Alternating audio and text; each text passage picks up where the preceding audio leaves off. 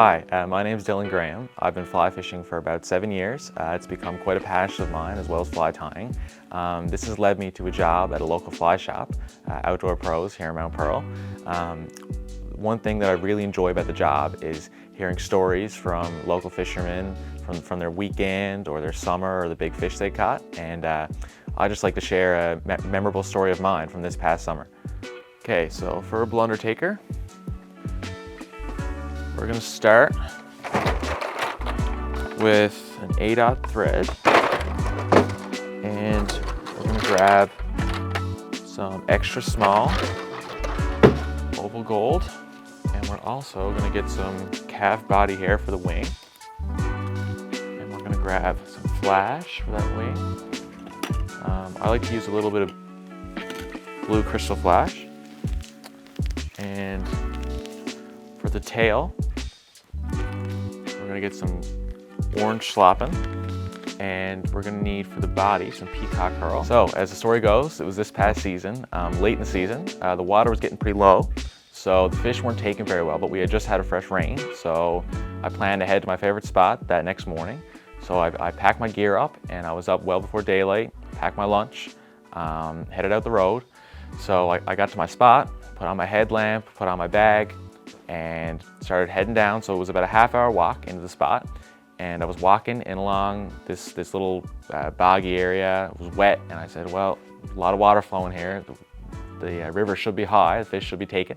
So I got down to my spot and went to put together my fly rod, put on my leader, and went to grab my fly box, and my fly box wasn't there. So I said, oh no, this is not good. So might be back in the truck. So I started walking back out, and it was getting daylight, and I was starting to get nervous because I was starting to miss that first light bite kind of thing. So I made the trek back out to the vehicle, and I got back and I started looking for my fly box, and it was nowhere to be found. So I searched around everywhere, and there was just 2 flies up in the sun visor of the truck. And there was a Blundertaker and a white-winged blue charm. I think they were both number 12. So I grabbed the flies and I said, well, I'm not going to drive all the way back home for my fly box. I got 2 flies, I can make this work. So I grabbed the flies, put them on my little patch, and I started walking back down the trail. So I walked in the trail the whole half hour, got back down. At this point, it was getting a bit later. The sun was getting a bit higher, but it was still misty and foggy, so I knew there was still a chance of rising fish. So I tied on the white-winged blue charm first, and I started seeing some fish rise and fin and jump, so I knew that they were there and they were active.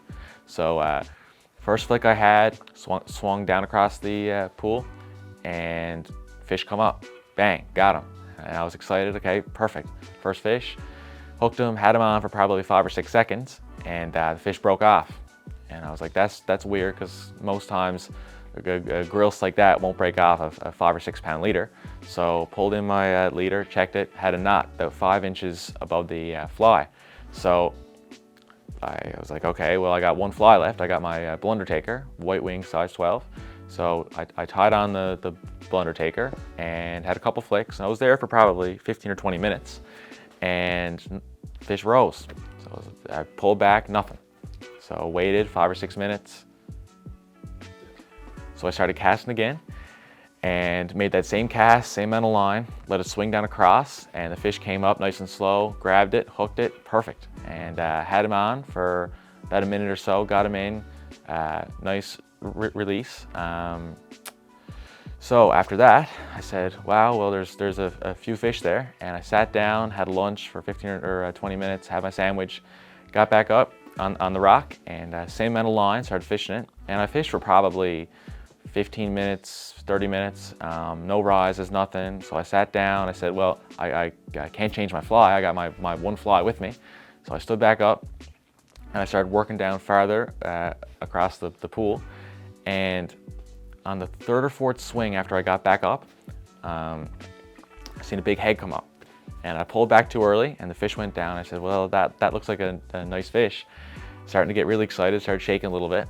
And I got back up and I made 1 more flick, same cast again, let it swing across, and this time the fish took the fly almost underwater, so I didn't really see it. The fish grabbed it, and I felt the fish, and this fish immediately took off.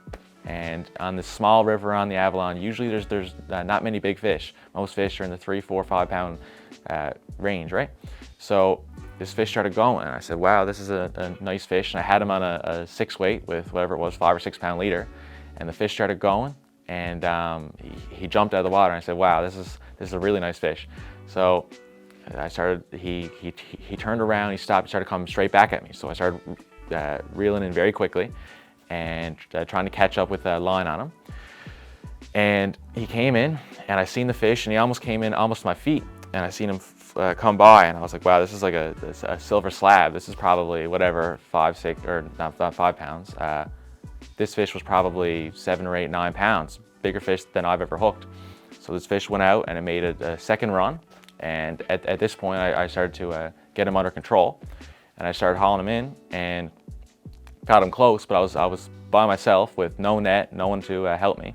So I got the fish in, held my rod back behind my head, pulled down, grabbed the fish, held on to him for a minute, revived him because he was pretty tired after those 2 runs, and then watched him swim out strong.